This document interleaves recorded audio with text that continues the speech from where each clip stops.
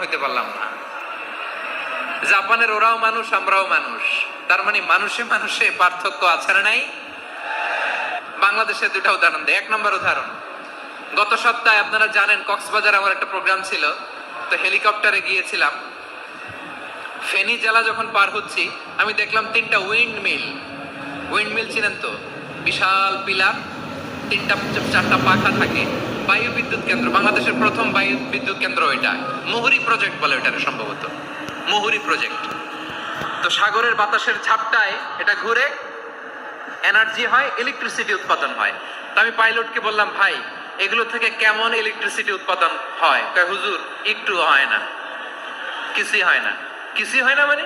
বলে হুজুর বাংলাদেশে যত উইন্ড মিল আছে এটার পাখা একটাও ঘুরে না। আল্লাহ, বলেন কি? তাহলে এই যে কোটি কোটি টাকা ব্যয় করে যে উইন্ড মিল, কয় হুজুর ভিতরে ফিটফাট, উপরে ফিটফাট, ভিতরে সদরঘাট।